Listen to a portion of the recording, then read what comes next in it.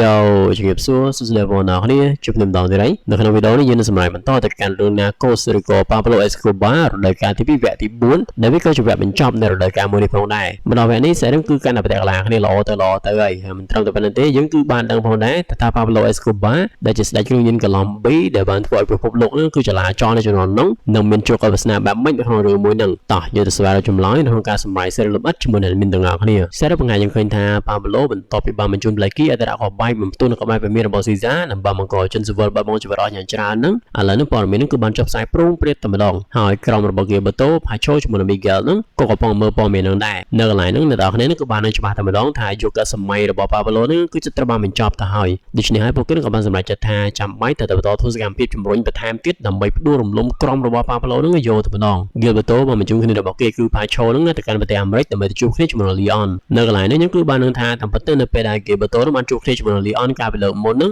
គេនឹងក៏បាននិយាយបញ្ចុះឲ្យ Leon ហ្នឹងធ្វើការងារជាមួយនឹងគេជំនួយការធ្វើការងារជាមួយនឹង Pablo ហើយ Leon នៅពេលហ្នឹងគឺបានយល់ព្រមមិនយូរប៉ុន្មាន Pacho ហ្នឹងក៏បានមកដល់អាមេរិកជាមួយនឹងជំនួយការរបស់គេ Leon នៅពេលហ្នឹងក៏បានណែនាំឲ្យ Pacho ជាមួយនឹងជំនួយការរបស់ Pacho ហ្នឹងស្គាល់គ្នាជាមួយនឹងកណ្ដាលក៏ដូចជាកូនចៅរបស់គេផ្សេងៗទៀតដែលបម្រើការងារនៅកន្លែងហ្នឹងហើយនឹងបានប្រាប់ពួកគេផងដែរថាចាប់ពីពេលហ្នឹងទៅពួកគេនឹងក៏លែងធ្វើការងារឲ្យក្រុមរបស់ Pablo ទៀតហើយក៏ប៉ុន្តែធ្វើការងារឲ្យក្រុមរបស់ Pacho វិញដែលប្រកាសណានៅកន្លែងនោះគឺមានន័យថាទីផ្សារអាមេរិកតែមួយនោះគឺលែងត្រូវបានក្រុមរបស់ Pablo នឹងជាអ្នកគ្រប់គ្រងទៀតហើយគឺត្រូវបានក្រុមរបស់ Pacho ឬក៏ក្រុមរបស់ Gilberto នេះជាអ្នកគ្រប់គ្រងវិញរួមទាំងកូនចៅរបស់ Pablo ទាំងអស់ដែលនៅកន្លែងនោះផងដែរបន្ទាប់ពី Leon បានណែនាំការងារចប់ហើយ Pacho ជាមួយនឹងជំនួយការរបស់គេនឹងក៏បាននាំ Leon នឹងមកកាន់ទីតាំងនៃផ្ទះវិឡារបស់គេដើម្បីស្នាក់កម្សាន្តនៅកន្លែងហ្នឹងក្នុងកំឡុងពេលដែលពួកគេកំពុងនៅកន្លែងហ្នឹងជំនួយការរបស់ Pacho ក៏ស្ទើរតែបានធ្វើសកម្មភាពរត់កលរបស់ Leon នឹងផ្ដាច់ជម្រករបស់គេភ្លាមៗនៅកន្លែងហ្នឹងដែលយើងក៏បានដឹងថាតាមពិតទៅការក្រុមរបស់ Pacho ធ្វើអញ្ចឹងគឺដោយសារតែពួកគេនឹងចង់ផ្ដាច់ទំនាក់ទំនងឬក៏ខ្សែរយៈរបស់ Pablo ចាស់ៗហ្នឹងចង់ឲ្យអស់តែម្ដងដើម្បីពួកគេនឹងបញ្ចូលគ្នារបស់ពួកគេថ្មីចូលមកកាន់នៅកន្លែងហ្នឹងដើម្បីការពារកុំឲ្យក្រុមរបស់ Pablo ហ្នឹងអាចមានឱកាសក្នុងការត្រឡប់ចូលមកក្នុងអាជីវកម្មហ្នឹងវិញ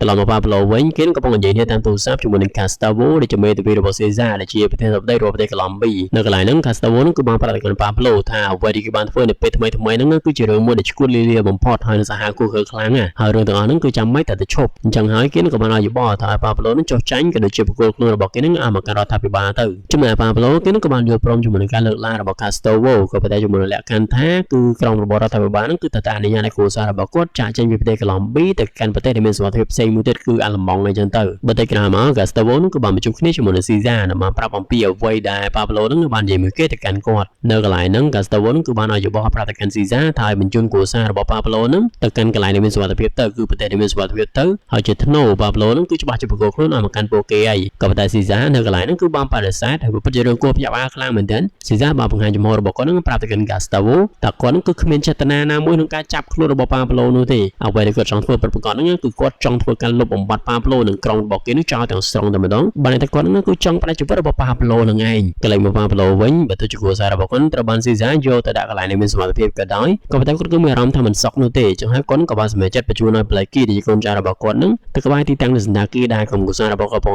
នៅដើម្បីឲ្យពួកគេនឹងឃ្លាំមើលឲ្យប្រកាសថាគ្រួសាររបស់គាត់ហ្នឹងគឺមានសុវត្ថិភាពក៏ប៉ុន្តែនៅកន្លែងហ្នឹងគឺសួយខ្លាំងមែនតើនៅពេលដែលទៅឃ្លាំមើលហ្នឹង Blakey ក៏ស្រាប់តែត្រូវបានក្រុមប៉ូលីសហ្នឹងចាប់ខ្លួនបាននៅពេលហ្នឹងផុតពីនោះមក Blakey ហ្នឹងក៏ត្រូវបានចាប់វាជាមួយនឹង Murphy ហ្នឹងយកមកសួរចម្លើយនៅកន្លែងរបស់ពួកគេដែលនៅកន្លែងហ្នឹងនៅតែពេលហ្នឹងគឺបានប្រាប់ទៅកាន់ Blakey ថាទោសរបស់គេហ្នឹងគឺអាចឈានទៅដល់ការប្រហារជីវិតក៏ប៉ុន្តែបើទោះជាអញ្ចឹងក៏ដោយពួកគេសន្យាថាពួកគេនឹងបន្ធូរបន្ថយទោសឲ្យទៅកាន់ Blakey ហ្នឹងបើសិនជាគាត់ហ្នឹងយល់ព្រមជួយពួកគេក្នុងការផ្ដល់ព័ត៌មានណាមួយដែលឈានទៅដល់ការចាប់ខ្លួន Pablo Escobar ចំណែក Blakey នៅក្នុងចំណុចហ្នឹងបើទោះជាត្រូវបានក្រុមរបស់ Murphy ជាមួយនឹង Javier ហ្នឹងធ្វើការបញ្ចុះនឹងគម្រាមយ៉ាងណាក៏ដោយក៏គេនឹងបាននិយាយថាគេមិនក្បត់គ្នាជាមួយនឹង Pablo ជាដាច់ខាតហើយ Murphy ជាមួយនឹង Javier នៅកន្លែងនេះពួកគេនឹងក៏បានយកយុទ្ធសាស្ត្រតិចដែលបានត្រឡប់មកដាក់សម្ពាធទៅកាន់ Blakey ហ្នឹងដើម្បីឲ្យគេនឹងយ៉ាងហោចណាស់ផ្ដល់ព័ត៌មានឲ្យមកកាន់ពួកគេតាក់ទងជាមួយនឹង Lagica វិញសារមកកាន់ទៅកាន់ក្រុមរបស់ Judy ជាមួយនឹង Don Bernardo វិញពួកគេនឹងក៏បានបញ្ជុំគ្នាជាមួយនឹងក្រុមអ្នកលេងមួយក្រុមប្រចាំទីក្រុងមួយហ្នឹងដែលខ្លាំងគូសំដែរហើយគោលដៅរបស់ពួកគេនឹងគឺធ្វើយ៉ាងណាសហការគ្នាជាមួយនឹងក្រុមអ្នកលេងមួយក្រុមហ្នឹងរួមជាមួយនឹងក្រុម Los Pepes របស់ Fidel ហើយនឹង Carlos ដើម្បីបន្តតាមប្រមាញ់ក្រុមរបស់ Pablo Escobar នៅកន្លែងហ្នឹងមេដឹកនាំនៃក្រុមអ្នកលេងមួយក្រុមហ្នឹងក៏បានយល់ស្របតាមសំណើរបស់ Judy ដូច្នេះហើយពួកគេក៏បាន បានសម្រេចចិត្តថានឹងជួបគ្នានៅកន្លែងមួយដើម្បីពិភាក្សាគ្នាជាមួយនឹងគម្រោងរបស់ពួកគេថាទៅធ្វើយ៉ាងម៉េចនឹងឲ្យបានច្បាស់លាស់សេរីមកកាត់រយៈពេលប្រហែលជា2ថ្ងៃនៅមុនជំនួបរវាងក្រុមរបស់ Judy ជាមួយនឹងក្រុមអ្នកលេងមួយក្រុមនឹងរួមជាមួយនឹងក្រុម Los Pepes របស់ Fidel ហើយនិង Carlos នឹងសមាជិកម្នាក់នៃក្រុមអ្នកលេងមួយក្រុមនឹងគឺបានបញ្ជុំគ្នាជាមួយនឹង Lakika នៅបានប្រាប់អំពីរឿងរ៉ាវគ្រប់យ៉ាងដែលបានកើតឡើងរីឯ Lakika ប្រកាសឲ្យគេនឹងក៏បានរាយការណ៍បន្តទៅកាន់ Pablo ដែលបានប្រាប់ថាក្រុមអ្នកលេងមួយក្រុមដែលតាមពិតគឺកំពុងធ្វើការងារជាមួយនឹងពួកគេសហការគ្នាជាមួយនឹងក្រុមរបស់ Pablo នឹងទេក៏តែឥឡូវនេះបានគាត់គ្នាជាមួយនឹងពួកគេទៅចូលដៃជាមួយនឹងក្រុមរបស់ Judy ហើយនិងក្រុមរបស់ Carlos ហើយនិង Fidel នៅវិញ Lakika នៅកន្លែងនេះក៏តែបានប្រាប់ទៅកាន់ Pablo នឹងតើតើជាមួយនឹងទីតាំងហើយនិងពេលវេលាដែលក្រុមរបស់ Judy ជាមួយនឹងក្រុមអ្នកលេងនឹងរួមទាំងក្រុម Los Pepes របស់ Fidel ហើយនិង Carlos នឹងជួបប្រជុំគ្នាផងដែរចំណែក Pablo គាត់គឺបានគិតបន្តិចបន្ទាប់មកក៏បានជំរាបប្រាប់ទៅកាន់ Lakika ជាមួយនឹង Limon នឹងឲ្យទៅតំបន់មួយនឹងព្រមទាំងខ្លំមើលសកម្មភាពគ្រប់យ៉ាងរបស់ក្រុមនឹងកុំឲ្យដាច់ពីកន្ទុយភ្នែកឲ្យសោះដោយសារតែ Pablo នឹងគឺមានផែនការថានៅថ្ងៃដែលក្រុមរបស់ Judy ជាមួយនឹងក្រុមអ្នកលេងមួយក្រុមនឹងរួមជាមួយនឹងក្រុម Los Pepes របស់ Fidel ហើយនិង Carlos នឹងជួបប្រជុំគ្នានឹង Pablo នឹងនាំគ្នារបស់ពួកគេធ្វើការវិភាគនៅកន្លែងនោះដើម្បីប្រាជ្ញជីវិតរបស់ពួកនឹងចោលម្ដងឲ្យអស់តែម្ដង Pablo បន្តមកក៏បានណែនាំប្រាប់ទៅកាន់គណនេយ្យកររបស់គាត់ឲ្យផ្ដល់លុយមកកាន់ពួកគេឲ្យបានច្រើនតាមតែអាចធ្វើទៅបានដើម្បីពួកគេនឹងយកលុយនឹងយកទៅជួយមនុស្សហើយនឹងទិញអាវុធឲ្យបានច្រើនដើម្បីជាជំនួយដល់ពួកគេក្នុងការធ្វើការវិភាគនៅថ្ងៃនោះនៅកន្លែងនោះគ្រប់គ្នាក៏បានយល់ស្របតាមគំនិតរបស់ Pablo ចង់ឲ្យពួកគេក៏បានអនុវត្តផែនការនឹងភ្លាមៗផងដែរដោយ Lakika ជាមួយនឹង Limon ក៏បានមកកាន់ទីតាំងនៅកន្លែងណាត់ជួបរបស់ Judy នៅមុនដើម្បីខ្លំមើលសកម្មភាពនៅកន្លែងនោះតាមអ្វីដែល Pablo បានណែនាំក៏ដូចជាដើម្បីឲ្យប្រកាសថាក្រុមរបស់ពួកគេនឹងគឺច្បាស់ជាជួបជុំគ្នានៅកន្លែងនេះពិតប្រាកដមែនកលិតតាដែលជាប្រពន្ធរបស់ Pablo នៅវិញនឹងគឺបារម្ភជាមួយនឹង Pablo ខ្លាំងមែនតើក៏ប៉ុន្តែមិនអាចតាក់ទងគ្នាជាមួយនឹងគាត់បានទេដោយសារតែឥឡូវនេះនាងជាមួយនឹងគ្រួសាររបស់នាងកំពុងនៅទីតាំងនៅសន្តាគារមួយកន្លែងក្រុមការឃ្លាំមើលពីរដ្ឋាភិបាលរបស់ Caesar នឹងពេញ24ម៉ោងតែម្ដងអញ្ចឹងហើយនៅកន្លែងនោះនាងក៏បានសម្រេចចិត្តតាក់ទងគ្នាជាមួយនារីម្នាក់ឈ្មោះថា Valerie ដែលជាអ្នកកាសែតដើម្បីសុំជំនួយពីនាងសេរីមកកាត់ថ្ងៃបន្ត Valerie នឹងក៏បានបញ្ជុំគ្នាជាមួយនឹង Pablo នៅកន្លែងលក្ខណៈរបស់គេនៅកន្លែងនោះ Pablo នឹងគឺបានឲ្យនៅប្រអប់មួយដែលនៅក្នុងនោះគឺមានឧបករណ៍សម្រាប់តាក់ទងគ្នាដែលអត់មានខ្សែនោះទេហើយគេនឹងក៏បានប្រាប់ទៅកាន់ Valerie ថាជួយយកឧបករណ៍មួយហ្នឹងឲ្យទៅកាន់តាទៅក៏ប៉ុន្តែយកលេសថាគឺគេទៅដើម្បីសម្ភាសតាអញ្ចឹងទៅហើយលាក់ប្រអប់ហ្នឹងនៅកន្លែងណាកន្លែងនេះដើម្បីយកចូលទៅ Pablo នៅកន្លែងនេះគឺបានឲ្យលុយទៅកាន់ Valerie ហ្នឹងច្រើនខ្លាំងមែនតើដើម្បីឲ្យបំពេញការងារមួយហ្នឹងក៏ប៉ុន្តែ Valerie ហ្នឹងគឺបានបដិសេធព្រមយកលុយទេដោយសារតែនាងបាននិយាយថាការដែលនាងជួយ Pablo តាំងពីដើមមកហ្នឹងគឺដោយសារតែនាងគឺស្រឡាញ់ Pablo ពិតប្រាកដតែម្ដងមិនមែនដើម្បីតែលុយនោះទេចំណែក Pablo នៅពេលបានលុយចឹងគេនឹងក៏សប្បាយចិត្តដែរនិងបាននិយាយអរគុណទៅកាន់ Valerie សារមកកាត់ថ្ងៃបន្ត Valerie នឹងក៏បានមកកាន់ទីតាំងលេសន្តាគារដែរតាជាមួយនឹងគូសាររបស់នាងកំពុងស្នាក់នៅក្រោមការយកលេសថាមកដើម្បីសម្ភាសតាបន្ទាប់ពីមានឱកាស Valerie នឹងក៏បានឲ្យនៅឱកាសដែល Pablo បានផ្ញើមកឲ្យហើយមានទូរស័ព្ទតាក់ទងគ្នានៅក្នុងនោះឲ្យទៅកាន់ត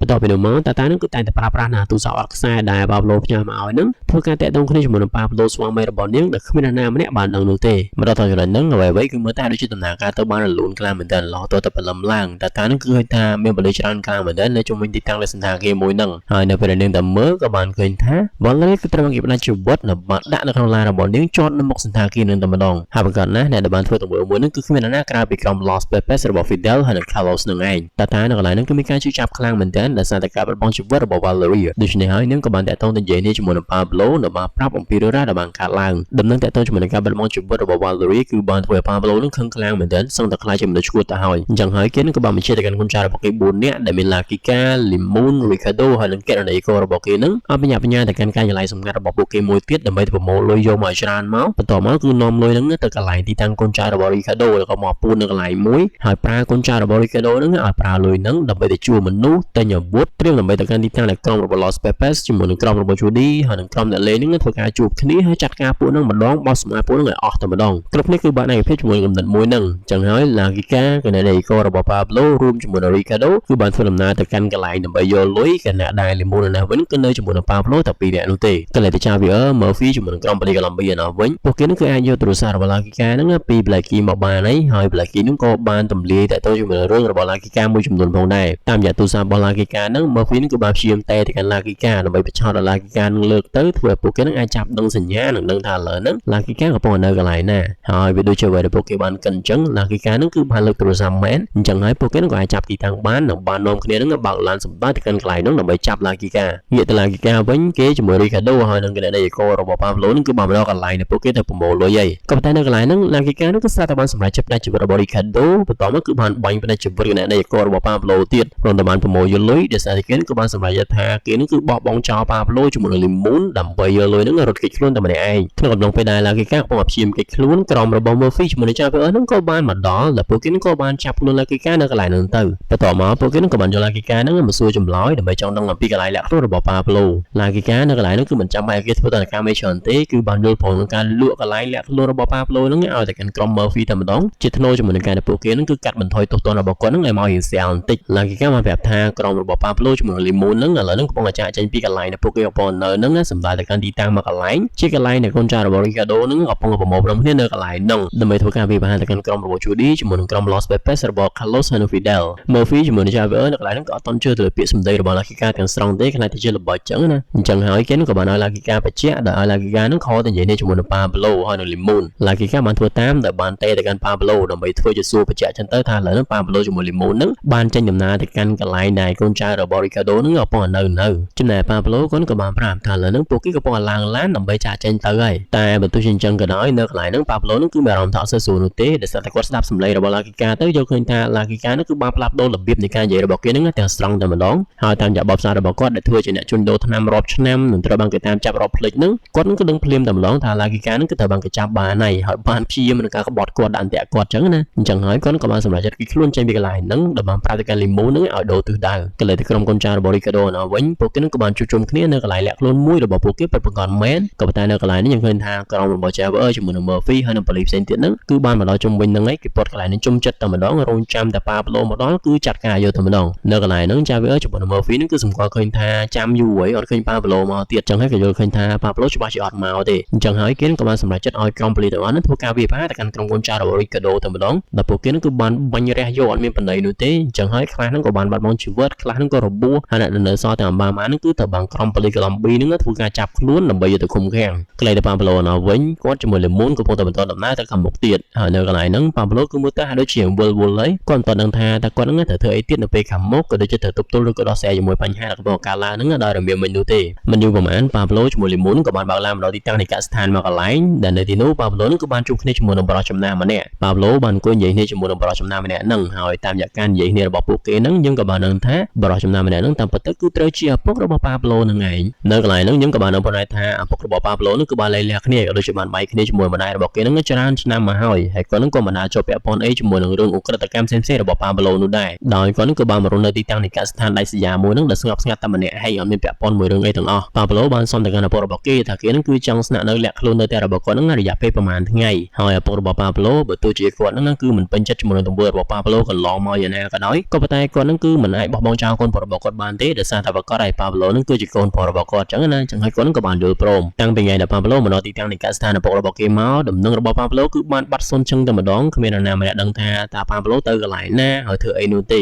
មួយរយៈពេលកន្លងមកទៅគ្រប់យ៉ាងហ្នឹងគឺផ្លាស់ប្ដូរទាំងស្រុងតែម្ដងនៅទីក្រុងមួយនៃប្រទេសកូឡុំប៊ីហ្នឹងយើងឃើញថាក្រុម Los Pepes របស់ Fidel ជាមួយនឹង Carlos ហ្នឹងគឺលែងតែញ៉ៃនៅទីក្រុងទៀតហើយក៏ប៉ុន្តែពួកគេហ្នឹងក៏បានគ្រប់គ្រងទីតាំងនៃកន្លែងផលិតថ្នាំច្រើនខ្លាំងមែនទែនរបស់ក្រុម Judy រួមជាមួយនឹងក្រុមរបស់ Pablo នៅកន្លែងហ្នឹងបងប្អូនទាំងពីរនាក់ហ្នឹងគឺមិនទាន់ដឹងថាតើពួកគេទៅធ្វើអីជាមួយនឹងកន្លែងផលិតថ្នាំនោះទេចឹងហើយពួកគេក៏បានតាក់ទងទៅនិយាយនេះជាមួយនឹង Gilberto ដែលបានសួរថាការងាររបស់ពួកគេហ្នឹងគឺចប់ហើយតើឲ្យពួកគេធ្វើយ៉ាងណាជាមួយនឹងកន្លែងផលិតថ្នាំរបស់ Pablo ជាមួយនឹង Judy ដែលពួកគេក៏បានគ្រប់គ្រងហ្នឹងចំណែក Gilberto ដែលគ្មានការស្ទាក់ស្ទើរគេហ្នឹងក៏បានប្រាប់ទៅកាន់បងប្អូនទាំងពីរនាក់ហ្នឹងថាពួកគេហ្នឹងបន្តផលិតថ្នាំហ្នឹងឲ្យច្រើនទៅបន្ទាប់មកយកវាទៅលក់នៅលើទីផ្សារហើយប្រមូលលុយបានយកលុយហ្នឹងយកមកធ្វើជាហិរញ្ញប្បទានទៅដល់ការងាររបស់ពួកគេគឺការងារនៃការបន្តធ្វើការវាយប្រហារក៏ដូចជាវាយកំទេចក្រុមកុម្មុយនីសនៅក្នុងប្រទេសកូឡុំប៊ីហ្នឹងនៅកន្លែងហ្នឹងខ្ញុំក៏បានដឹងផងដែរថាតាមពិតទៅការដែល Gilberto ធ្វើអញ្ចឹងគឺមិនមែនដោយសារតែគេនឹងចិត្តល្អជាមួយនឹង Carlos ហើយនឹង Fidel នោះទេក៏ប៉ុន្តែដោយសារតែគេដឹងថាការដែលបងប្អូនទាំងពីរនាក់ហ្នឹងចូលទៅក្នុងវិស័យមួយហ្នឹងគឺច្បាស់ជាបានប្រទះគ្នាជាមួយនឹង Judy ប្រកួតប្រជែងនេះចាក់ចុះពុំខានទេអញ្ចឹងហើយគេនឹងគឺចង់ជំរុញក្រុមទាំងពីរហ្នឹងគឺក្រុម Los Pepes របស់ Carlos ហើយនឹង Fidel ជាមួយនឹងក្រុមរបស់ Judy ហ្នឹងឲ្យធ្វើការប្រឆាំងគ្នាប្រកួតប្រជែងគ្នារហូតឈានទៅដល់ការបោះសម្អាតគ្នាទៅវិញទៅមកអីចឹងទៅ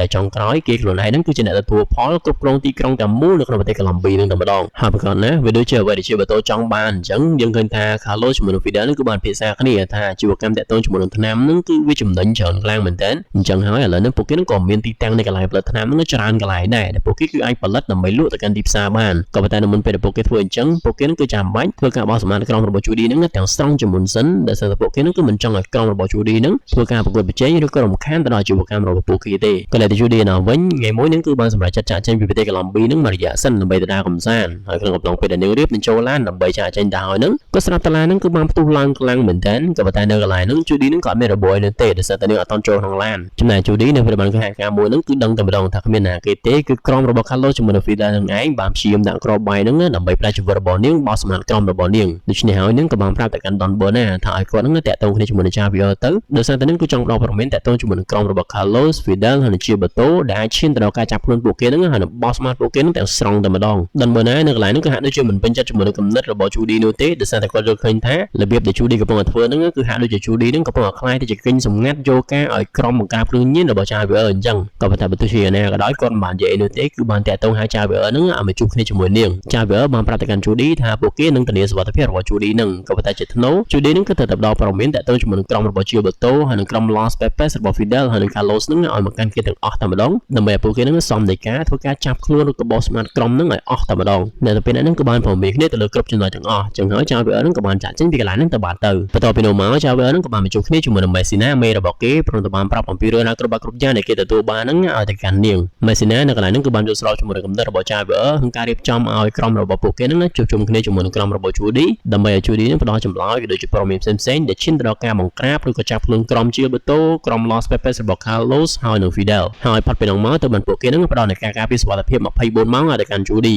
ចំណែក Javier ក្រោយពីបានទទួលនូវការឯកភាពពី Messina មេរបស់គេហើយនឹងគេនឹងក៏បានប្រាប់ទៅកាន់នាងថាអត់អីទេអញ្ចឹងគេនឹងធ្វើការទៅលើនឹងភ្លាមៗតែម្ដងខ្សែរឿងមកកាន់ទៅកាន់ Don Bona ដល់វិញគាត់នឹងក៏បានមកជួបគ្នាជាមួយនឹងក្រុមរបស់ Gilberto, Miguel ហើយនឹង Pacho ដែលបានប្រាប់ពួកគេថាគាត់នឹងក៏ចង់ធ្វើការងារជាមួយនឹងពួកគេជំនួសឲ្យការធ្វើការងារជាមួយនឹង Judy ដោយសារតែឥឡូវហ្នឹងគាត់យល់ឃើញថា Judy នឹងគឺបានប្រែក្លាយទៅជាគិញសម្ងាត់ផ្ដល់ព័ត៌មានឲ្យទៅកាន់ក្រុម DEA របស់ Javier ហើយគាត់នឹងគឺមិនចូលចិត្តធ្វើការងារជាមួយនឹងគិញសម្ងាត់ដែលក្បត់គ្នាជាមួយនឹងពួកគេនោះទេរីឯ Gilberto ជាមួយអ្នកផ្សេងទៀតនៅពេលបានលើចឹងគេនឹងក៏សប្បាយចិត្តខ្លាំងមែនទែនចឹងហើយក៏បានសម្រេចចិត្តសហការគ្នាជាមួយនឹង Don Bona ចាប់ពីពេលនឹងតទៅពេលយប់ថ្ងៃដដែល Don Bona នឹងគឺបាននាំ Judy មកកាន់ទីតាំងមួយកន្លែងដែលបានប្រាប់នាងថាពួកគេទៅកន្លែងហ្នឹងដើម្បីជួបគ្នាជាមួយនឹង Javier ក៏ប៉ុន្តែបន្ទាប់ពីបើកឡានមកមិនសន្ទុះក្រោយមកយើងក៏បានឃើញថាតាមពិតទៅ Don Bona នឹងគឺគ្មាននាំ Judy នឹងទៅជួបគ្នាជាមួយនឹង Javier ឯនោះទេក៏ប៉ុន្តែធៀបពិតគេនឹងក៏បាននាំនាងមកកាន់កន្លែងមួយដែលពោពេញទៅដោយក្រុមមនុស្សដែលឈរកាន់អាវុធប្រុងព្រាតតែម្ដងក្នុងនោះរួមទាំងក្រុមរបស់ Fidel ហើយនិង Carlos បូករួមជាមួយនឹងក្រុម CIA ដែលមានយន្តហោះយ៉ាងធំមួយចតចាំនៅកន្លែងនោះផងដែរក្រោយពីម្ដង Don Bona នឹងក៏បានបញ្ជាក់ប្រាប់ទៅកាន់ Judy ថាគាត់នឹងគឺបានព្រមព្រៀងគ្នាជាមួយនឹង Gilberto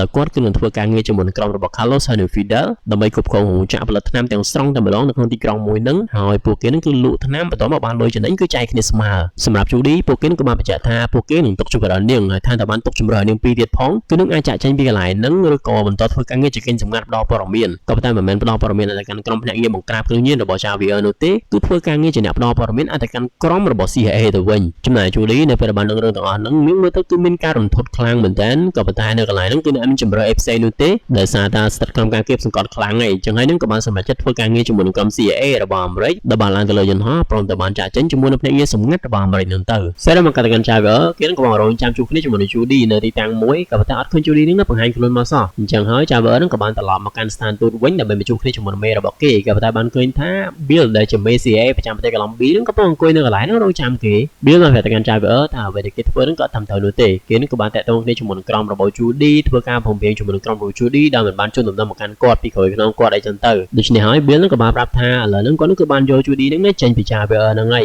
ត្រឹមតែប៉ុណ្្នឹងទេគឺយកមកដើម្បីធ្វើការងារជាមួយនឹងក្រុម CIA របស់គាត់ផងដែរ Bill បានបន្តប្រាប់ទៅកាន់ Javier ថាឥឡូវហ្នឹង Judy នឹងធ្វើការងារតាមអ្វីដែល CIA នឹងចង់ឲ្យនាងធ្វើគឺផ្ដល់ព័ត៌មានតាក់ទងជាមួយនឹងក្រុមអ្នកជួញដូរថ្នាំទាំងអម្បាននៅក្នុងប្រទេសកូឡុំប៊ីគឺប្រភពនៃការជួញដូរថ្នាំហ្នឹងគេធ្វើមិនការឡើងរបៀបមិនដំណាក់កាលនីមួយៗហ្នឹងគឺលម្អិតទៅហើយមិនត្រឹមតែប៉ុណ្្នឹងទេនាងក៏នឹងធ្វើការងារជាមួយនឹងពួកគេក្នុងការទម្លាយថាមានភ្នាក់ងារបង្ក្រាបគ្រឿងញៀនម្នាក់គឺបានធ្វើការងារជាមួយនឹងក្រុមរបស់នាងហើយនឹងក្រុម Los Pepes ផងដែរដែលប្រកាសថាភ្នាក់ងារបង្ក្រាបគ្រឿងញៀនដែល Bill កំពុងនិយាយហ្នឹងគឺសំដៅទៅលើ Javier ហ្នឹងឯង Bill បានបន្តទៀតថាដោយសារតែរឿងរ៉ាវដែលបានកើតឡើងទាំងអម្បានហ្នឹង Messina ហ្នឹងគឺត្រូវបានមេរបស់នឹងដូចចេញពីកន្លែងហ្នឹងទៅកាន់ការនៅកន្លែងផ្សេងបាត់ទៅហើយលើសពីហ្នឹង Javier ខ្លួនឯងក៏ត្រូវបានប្រមុខទូតរបស់អាមេរិកប្រចាំប្រទេសកូឡុំប៊ីហ្នឹងហៅឲ្យទៅជួបគ្នាមកគាត់ឥឡូវហ្នឹងផងដែរដោយសារតែប្រមុខទូតហ្នឹងគឺមានចេតនាក្នុងការបញ្ជូន Javier ហ្នឹងត្រឡប់ចេញពីប្រទេសកូឡុំប៊ីហ្នឹងទៅកាន់ប្រទេសអាមេរិកវិញផងដែរចំណែក Javier នៅពេលបានលើអ្វីដែល Bill បាននិយាយទាំងអម្បានហ្នឹងគេមើលទៅហាក់ជាមានការភ្ញាក់ផ្អើលនឹងវិញវ័នខ្លាំងមែនតើអញ្ចឹងហើយគេក៏បានសួរទៅកាន់ Bill ថាអ្វីដែល Bill បានធ្វើទាំងអម្បានហ្នឹងគឺដើម្បីទៅការពារក្រុមរបស់ Carlos ជាមួយនឹង Fidel ទុកឲ្យពួកគេធ្វើការប្រយុទ្ធប្រឆាំងជាមួយនឹងក្រុមកុម្មុយនីសឬក៏ដើម្បីទៅការពារក្រុមរបស់ Gilberto ជាមួយនឹងបកពួករបស់គ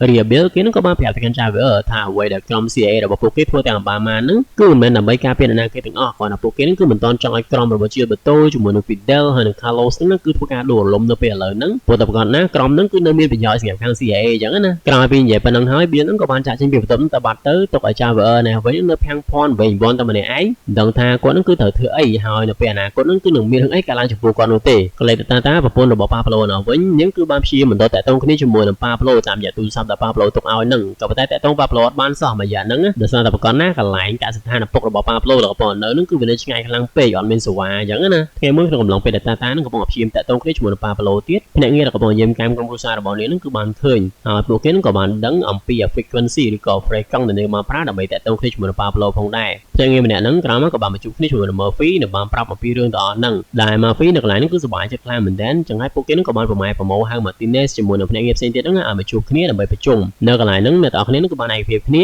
ាថាពួកគេនឹងធ្វើការតាមដានទៅលើ frequency ដែលតាបរិយារបស់ Pablo នឹងប្រើដើម្បីតាក់ទងគ្នាជាមួយនឹង Pablo ហ្នឹងឲ្យជាប់តែម្ដងដើម្បីនៅពេលណាដែល Pablo នឹងធ្វើការតាក់ទងគ្នាជាមួយតាវិញហ្នឹងគឺពួកគេអាចនឹងចាប់សញ្ញាដឹងហើយដឹងថាតា Pablo កំពុងនៅកន្លែងណាដើម្បីពួកគេនឹងបញ្ជូនកម្លាំងទៅសម្លេះ Pablo ចោលតែម្ដងក៏លេខតែ Pablo នៅវិញយើងឃើញថាគាត់កំពុងតែបន្តរស់នៅក្នុងកសិដ្ឋានជាមួយនឹងឪពុករបស់គាត់ហើយនឹង Limon យ៉ាងស្ងប់សុខក៏ប៉ុន្តែបើទោះជាអញ្ចឹងក៏ដោយ Pablo នៅតែមានការបារម្ភចំពោះគ្រួសាររបស់គាត់ដោយសារតែគាត់អាចតាក់ទងគ្នាជាមួយពួកគេបានតែខានជួបគ្នាខាននិយាយគ្នាយូរហើយថ្ងៃមួយក្នុងកំឡុងពេលដែល Pablo កំពុងនិយាយគ្នាជាមួយនឹងឪពុករបស់គេឪពុករបស់គេនឹងក៏បានឃើញព័ត៌មានតាក់ទងជាមួយនឹងក្រុមប៉ូលីសកំពុងតាមចាប់ខ្លួន Pablo ចឹងហើយគាត់ក៏បានបន្លួយនៅពាក្យមួយដែលថាគាត់នឹងគឺមានភាពអាម៉ាស់មុខខ្លាំងមែនទែនដែលមានកូនគឺជាអក្រិតជនជាអ្នកជួញដូរថ្នាំដូចជា Pablo អញ្ចឹងពាក្យសម្ដីឪពុករបស់ Pablo គឺបានធ្វើឲ្យ Pablo នឹងអន់សម្ពុនចិត្តខ្លាំងមែនទែនហើយនឹងជឿចាប់ផងដែរចឹងហើយគេក៏បានសម្រេចចិត្តថាគេលេងនៅកសិដ្ឋានមួយហ្នឹងឯងគឺចាក់ចេញពីឪពុករបស់គេហ្នឹងភ្លាមតែម្ដងបន្ទាប់ពីនោះមក Pablo នឹងក៏បានហៅ Limon មកជួបគ្នាជាមួយនឹងគេព្រមទាំងបានឲ្យនៅប្លង់មួយទៅកាន់ Limon ប្រាប់ថានេះអាហ្នឹងគឺជាប្លង់ដើមឈើមួយកន្លែងដែលពួកគេនឹងក៏បានកប់លុយច្រើនខ្លាំងមែនទែននៅកុំដើមឈើហ្នឹងអញ្ចឹងហើយឲ្យ Limon នឹងទៅកាន់កន្លែងហ្នឹងហើយការយកលុយទាំងអស់ហ្នឹងមកបន្ទាប់មកពួកគេនឹងចាក់ចេញពីកសិដ្ឋានហ្នឹងហើយរីឯ Limon គេក៏បានធ្វើតាមបញ្ជារបស់ Pablo ដោយបានមកកាន់ទីតាំងនៅកន្លែងដើមឈើហ្នឹងបន្ទាប់មកក៏បានជីកយកលុយដែល Pablo បានប្រាប់ហ្នឹងហើយឃើញថាមានលុយពិតប្រាកដមែនក៏ប៉ុន្តែលុយទាំងអស់ហ្នឹងគឺត្រូវបានខូចខាតអស់ទៅហើយដោយសារតែកន្លែងដៅដែលពួកគេជីកហ្នឹងគឺមានទឹកចូលអញ្ចឹងណាឃើញអញ្ចឹង Limon ហ្នឹងគឺមានអារម្មណ៍ថា depress ឬក៏មានអារម្មណ៍ថា toxic ខ្លាំងមែនទែនអញ្ចឹងហើយគេក៏បានសម្រេចចិត្តថាគេគឺថាទៅលុយឲ្យមានជាប់ខ្លួនទៅករណីពេលណាដែលគេចង់ចាក់ចេញពី Pablo ហ្នឹងគឺគេអាចចាក់ចេញបានមើលសន្ទុះក្រោយមក Limon ហ្នឹងក៏បានបញ្ជូនគ្នាជាមួយនឹង Marisa ដោយបានធ្វើការស្លុតទៅកាន់ Marisa ឲ្យ Marisa ហ្នឹងប្រាប់គេមកថាលុយដែលពួកគេបានឲ្យទៅកាន់ Marisa កាលពីពេលមុនហ្នឹងគឺនៅកន្លែងណាគេត្រូវការលុយហ្នឹងយកត្រឡប់មកវិញរីឯ Marisa ដែលកំពុងនៅជាមួយនឹងកូនតូចរបស់នាងមើលទៅគឺមានការផាត់ភ័យខ្លាំងមែនទែនដោយបានប្រាប់ទៅកាន់ Limon ថាពួកគេហ្នឹងក៏បានប្រើប្រាស់លុយហ្នឹងអស់បាត់ទៅហើយ Limon គឺមិនជឿទៅលើអ្វីដែល Marisa ហ្នឹងបាននិយាយនោះទេចឹងហើយគេហ្នឹងក៏បានបន្តរុករកនៅក្នុងផ្ទះរបស់ Marisa រហូតដល់បន្តិចក្រោយមកគេហ្នឹងក៏បានរកឃើញមានលុយម្ដុំដែល Marisa បានលាក់នៅក្រុមខេអញ្ចឹងណាដែលនេះគឺបានធ្វើឲ្យ Limon ហ្នឹងមានការខឹងសម្បាជាមួយនឹង Marisa ខ្លាំងមែនទែនដោយសារតែគេថា Marisa ហ្នឹងគឺបានកុហកគេអញ្ចឹងណា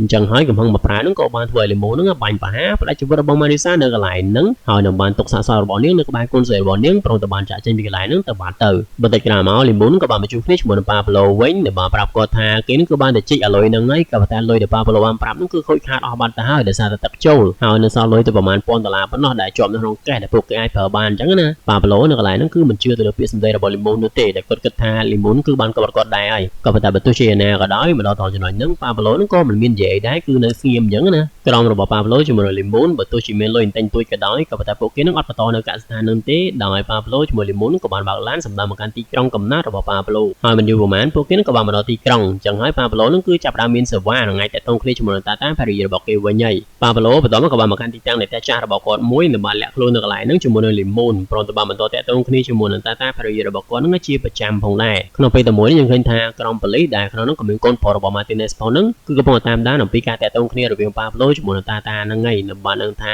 Pablo គឺបានមកកាន់ទីក្រុងវិញហើយក៏តែពួកគេនឹងមិនទាន់នឹងថាតា Pablo នៅចំណុចមួយណានោះទេតែបើទោះជាយ៉ាងក៏ដោយមិនយូរមិនឆាប់ពួកគេគឺច្បាស់ជាអាចចាប់ដឹងអំពីទីតាំងរបស់ Pablo ជាក់ជាពំខានទេក៏លេទៅ Murphy ណោះវិញគេនឹងក៏បានមកជួបគ្នាជាមួយ Javier នៅ Belen Hall មកនោះគឺមកដើម្បីជួនដំណើរ Javier ដើម្បីចាកចេញពីប្រទេសកូឡុំប៊ីទៅកាន់ប្រទេសអាមេរិកវិញនឹងឯងអ្នកទាំងពីរនាក់ហ្នឹងគឺបាននិយាយលាគ្នាដែលបើទោះជាពួកគេមើលទៅមានអារម្មណ៍ថាសោកសៅដោយសារតែធ្វើការមួយគ្នាយូរហើយឥឡូវហ្នឹងគឺបែរជាបបែកគ្នាអញ្ចឹងណាផុតពីនោះមក Murphy ហ្នឹងក៏បានត្រឡប់មកជួបគ្នាជាមួយនឹងក្រុមរបស់ Martinez ហើយនឹងគ្នារបស់គេវិញដែលនៅកន្លែងហ្នឹងពួកគេទាំងអស់គ្នាហ្នឹងគឺបានដឹងហើយថា Pablo គឺបានត្រឡប់មកដល់ទីក្រុងហ្នឹងវិញហើយដូច្នេះហើយពួកគេក៏បានសម្រេចចិត្តថាពួកគេត្រូវតែបង្កើននៃការតាមដានក៏ដូចជាចាប់សញ្ញាដើម្បីឲ្យឆាប់បានដឹងថាតា Pablo កំពុងនៅកន្លែងណា ប្រកបងាយស្រួលក្នុងការពួកគេនឹងទៅចាប់ខ្លួនគាត់ឲ្យបានលឿនតាមតែធ្វើទៅបានមិនយូរប្រហែល Martinez នឹងក៏បានបញ្ចុះប្រជុំគ្នាជាមួយនឹង Caesar ដែលជាប្រធានាធិបតីរបស់ប្រទេសកូឡុំប៊ីហើយនិងមន្ត្រីជាន់ខ្ពស់របស់ពួកគេផ្សេងទៀតនៅកន្លែងហ្នឹងគាត់នឹងក៏បានប្រាប់អំពីរឿងគ្រប់បែបគ្រប់យ៉ាងដែលបានកើតឡើងដែល Caesar នឹងក៏បានប្រាប់ទៅកាន់ Martinez ថាគាត់នឹងគឺសមឲ្យ Martinez នឹងផ្ដាច់ជីវិតរបស់ Pablo តែម្ដងមិនបាច់ចាប់ខ្លួនគេយកមកឃុំខាងឯនោះទេ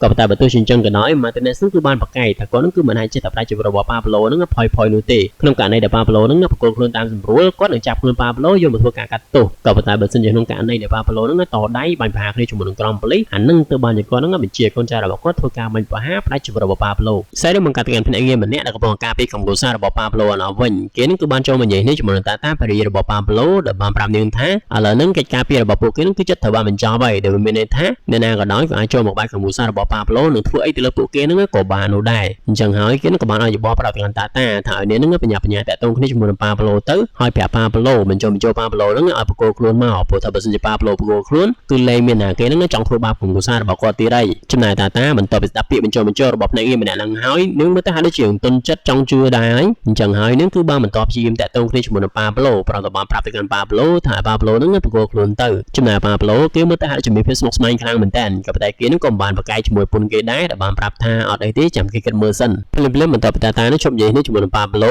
ម្ដាយរបស់ Pablo នៅវិញក៏បានសម្រេចចិត្តថាគាត់គឺនឹងចាកចេញពីកន្លែងហ្នឹងដើម្បីទៅរកកូនប្រុសរបស់គាត់ដែរទោះជាមានរឿងអីកើតឡើងក៏ដោយក៏គាត់ត្រូវតែនៅក្បែរកូនប្រុសរបស់គាត់ដែរអញ្ចឹងហើយគាត់ក៏បានលាគ្នាជាមួយនឹងចៅរបស់គាត់រួមជាមួយនឹងកូនប្រសានិងបានចាកចេញទៅក្នុងពេលតែមួយនេះយើងឃើញថាកូនប្រុសរបស់ Martinez នៅវិញគឺបានចាប់ប្រឡូសសញ្ញានៃការតាក់ទងគ្នារវាងតាតាជាមួយនឹង Pablo នៅមុននឹងបានដឹងអំពីទីតាំងជាក់លាក់របស់ Pablo ហើយអញ្ចឹងហើយគេក៏បានបញ្ញាបញ្ជូនដំណឹងមួយនឹងទៅកាន់ Martinez ឪពុករបស់គេរីឯ Martinez គេក៏មានប្រែប៉ងឲ្យច្រើនដែរគឺបានប្រម៉ែប្រមូលកម្លាំងរបស់គេរួមជាមួយនឹងអាវុធផ្សេងពេញដៃហើយនឹងក៏បានគ្នាមកកាន់ទីតាំងដែលកូនប្រុសរបស់គេបានប្រាប់ដើម្បីបញ្ចាប់ខ្លួន Pablo ក៏ប៉ុន្តែនៅពេលដែលមកដល់ហ្នឹងគឺអត់មានឃើញ Pablo នៅកន្លែងនោះទេដោយសារតែប្រកាសណាកូនប្រុសរបស់ Martinez នោះគឺបានចាប់ទីតាំងខុសណាអញ្ចឹងហើយគឺបានធ្វើឲ្យកូនប្រុសរបស់ Martinez នោះមានអារម្មណ៍ថាខ្មាស់គេខ្លាំងមែនតើខ្សែរឿងបង្កើតត្រឡប់មកកាន់ Pablo វិញយើងឃើញថាគាត់ឥឡូវនេះគឺមានអារម្មណ៍ទៅធុញទ្រាន់ខ្លាំងមែនតើដោយសារតែនៅតែផ្ទះហើយអញ្ចឹងហើយគាត់ក៏បានសម្រេចចិត្តថាគាត់នឹងចេញទៅខាងក្រៅបន្តិចហើយត្រឡប់មកវិញអញ្ចឹងទៅក៏ប៉ុន្តែ Lemon នៅកន្លែងនោះគឺបានបដិសេធដាច់ខាតតែម្ដងដែលថាការចេញទៅអញ្ចឹងគឺមានគ្រោះថ្នាក់ខ្លាំងណាស់តែហើយបើទោះជាណាក៏ដោយ Pablo នោះគឺធុញដល់កម្រិតកំពូលហើយអញ្ចឹងហើយគាត់គឺមិនខ្វាយខ្វល់អំពីគំនិតរបស់ Lemon នោះទេដែលបានសម្រេចចិត្តចាកចេញ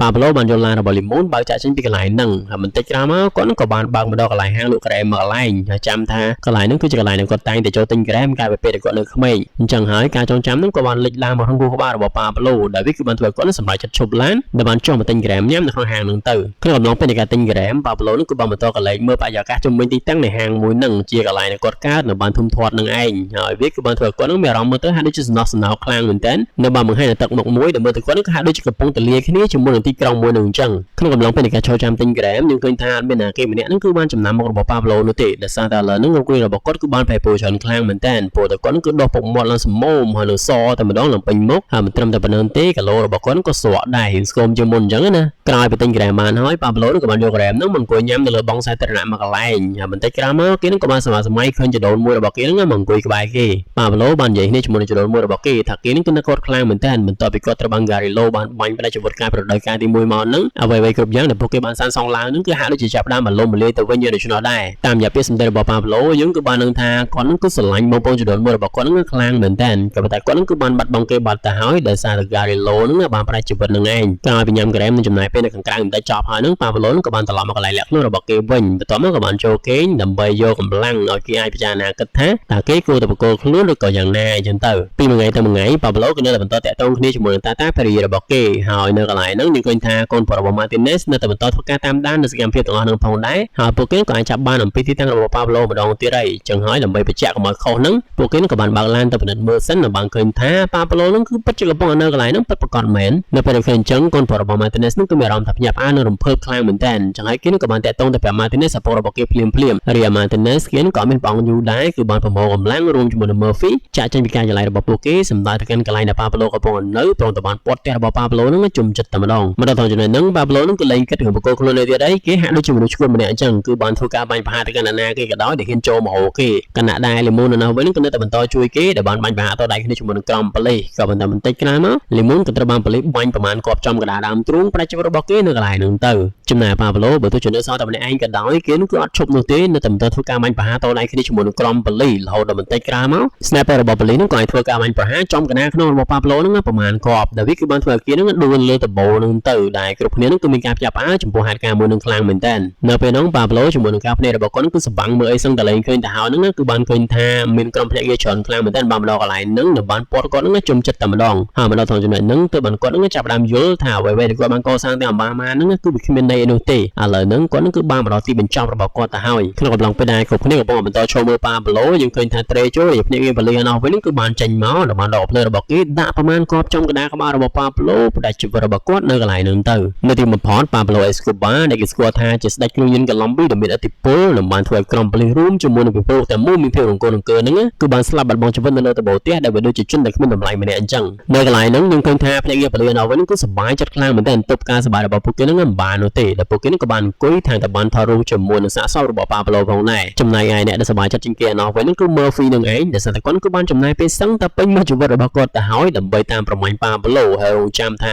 គាត់នឹងគឺអាចនឹងធ្វើឲ្យប៉ាប្លូនឹងមានថ្ងៃហ្នឹងចំណែកស៊ីសាដែលជាប្រធានរដ្ឋរបស់ប្រទេសកូឡុំប៊ីនោះវិញគាត់នឹងក៏រងចាំថ្ងៃហ្នឹងដែរចឹងហើយគាត់នឹងក៏បានបញ្ជាកូនចៅរបស់គាត់ឲ្យធ្វើការចុះផ្សាយនៅព័ត៌មានតាក់ទងជាមួយនឹងការបាត់បង់ជីវិតរបស់ប៉ាប្លូនឹងព្រោងព្រឹត្តកំប៉ុស្តទូតែម្ដងគណៈដែលគ្នារបស់គាត់នេះវិញក៏បាននឹងគ្នាជប់លៀងចំពោះជោគជ័យមួយនេះក្នុងពេលតែមួយនេះយើងឃើញថាម្ដាយរបស់ប៉ាប្លូនេះវិញក៏បានជិះនៅលើឡានក្រុងដែលបានទទួលដំណឹងមួយនឹងដែរហើយចឹងហើយគាត់នឹងគឺបានជឿថាវាពិតជាអញ្ចឹងមែនដូច្នេះហើយគាត់ក៏បានបញ្ញាបញ្ញាមកកាន់កន្លែងកើតហេតុដើម្បីមើលសាកសពកូនប្រុសរបស់គាត់ហើយនៅពេលបានឃើញថាគឺជាប៉ាប្លូមែនហ្នឹងគាត់នឹងគឺមើលទៅមានការសោកសៅខ្លាំងមែនតើងាកទៅតាណាវិញបន្ទាប់ពីបានដឹងថាប៉ាប្លូអេស្កូបាដែលជាស្វាមីរបស់គេគឺបានបាត់បង់ជីវិតហ្នឹងគេនឹងគឺបានយំសោកបោកប្រាំងខ្លាំងមែនតើក៏ប៉ុន្តែបន្ទោះជាណាក៏ដោយគេបានសម្រួលអារម្មណ៍និងបានចាប់ផ្ដើមធ្វើសកម្មភាពភ្លាមៗដើម្បីធានាថាកូនរបស់ពួកគេរួមជាមួយនឹងគេនឹងគឺមានសុវត្ថិភាពតាបានបញ្ញាមកជួបគ្នាជាមួយនឹងយេលបូតូដែលបានប្រាប់ថាប៉ាប្លូស្វាមីរបស់នាងគឺមានផ្ទះច្រើនខ្លាំងមែនតើនៅក្នុងទីក្រុងមួយហ្នឹងហើយឥឡូវហ្នឹងនាងគឺសម្រេចចិត្តថានឹងបកគោផ្ទះទាំងអស់ហ្នឹងឲ្យទៅកាន់ក្រុមរបស់យេលបូតូក៏ប៉ុន្តែជាមួយនឹងលក្ខខណ្ឌថាយេលបូតូគឺតែផ្ដល់លុយមួយចំនួនឲ្យទៅកាន់ពួកគេដើម្បីឲ្យនាងជាមួយនឹងកូនរបស់នាងហើយនឹងម្ដាយក្មេករបស់នាងហ្នឹងអាចចាក់ចេញពីប្រទេសមួយហ្នឹងទៅនៅប្រទេសផ្សេងមួយទៀតដោយសារតែប្រកាសណាបន្ទាប់ពីរឿងរ៉ាវដែលបានកើតឡើងទាំងអម្បាម៉ាដោយសារតែទង្វើរបស់ប៉ាប្លូហ្នឹងពួកគេគឺមិនអាចរស់នៅក្នុងប្រទេសមួយហ្នឹងបានស្ងប់សុខនោះទេចំណែកយេលបូតូមើលទៅគេក៏មិនមានចេតនាណាមួយក្នុងការធ្វើបាបគំនូរសាររបស់ប៉ាប្លូនោះដែរចឹងហើយគេក៏បានយល់ព្រមតាមសំណើរបស់តានៅទីបំផុតយេលបូតូក៏បានជួបជុំគ្នាជាមួយនឹងក្រុមរបស់គេដែលមាន Pacho, Miguel, Don Bona, Fidel ហើយនិង Carlos ព្រមទាំងបានប្រាប់ទៅកាន់ពួកគេថាឥឡូវហ្នឹងប្រទេសកូឡុំប៊ីទាំងមូលហ្នឹងគឺបានក្លាយជារបស់ពួកគេហើយកន្លែងចាវើណាវិញបន្ទាប់ពីត្រឡប់មកដល់អាមេរិកគេឥឡូវហ្នឹងក៏បានជួបគ្នាជាមួយនឹងមេប៉ូលីសម្នាក់ដែលមេប៉ូលីសហ្នឹងគឺបានប្រាប់ទៅកាន់ចាវើថាពួកគេហ្នឹងគឺចង់ឲ្យចាវើហ្នឹងត្រឡប់ទៅកាន់ប្រទេសកូឡុំប៊ីវិញដើម្បីបន្តការងាររបស់គេក្នុងការតាមប្រមាញ់ក្រុមរបស់ Gil Berto ម្ដងដោយសារតែឥឡូវហ្នឹងក្រុមរបស់ Gil Berto ហ្នឹងគឺបាននាំថ្នាំចូលមកកាន់ប្រទេសអាមេរិកច្រើនខ្លាំងមែនទែនប្រហែលជាច្រើនជាងចំនួនដែល Pablo Escobar ហ្នឹងបាននាំចូលទៀតអញ្ចឹងហើយវាដល់ពេលដែលពួកគេហ្នឹងគឺចាំបាច់តែបោះស្មានក្រុមរបស់ Gil Berto ហ្នឹងចំណែកចាវើនៅពេលបានលើអញ្ចឹងគេនឹងក៏បានយល់ព្រមភ្លាមៗតែម្ដងដែលសារតែប្រកាសណាគេនឹងក៏តែចង់បោះស្មានក្រុមរបស់ Gil Berto ជាមួយនឹងបព្វរបស់គេនឹងតាំងពីយូរណាស់មកហើយអញ្ចឹងហើយគេក៏បានយល់ព្រមទទួលយកការងារមួយហ្នឹងដែលបានត្រឡប់មកកាន់ប្រទេសកូឡុំប៊ីដើម្បីចាត់ការពួកហ្នឹងឲ្យអស់តែម្ដងគណៈដែលសេរីរបស់យើងនៅវិញក៏ត្រូវបានបញ្ចប់នៅត្រង់ចំណុចហ្នឹងបាត់ទៅជាចុងក្រោយមានសូមអរគុណបងប្អូនទាំងអស់គ្នាដែលបានតាមដានទស្សនាការសម្ដែងសេរីណាកូសឬក៏ Pablo Escobar រដូវកាលទី2នេះតាំងពីដើមរហូតដល់ចប់ហើយបើសិនជាបងប្អូនចូលចិត្តវីដេអូមួយហ្នឹងកុំភ្លេចជួយចុច like ចុច subscribe channel ហ្នឹងម្នាក់មួយផងអរគុណច្រើនជួបគ្នានៅវីដេអូបន្ទាប់បាយបាយ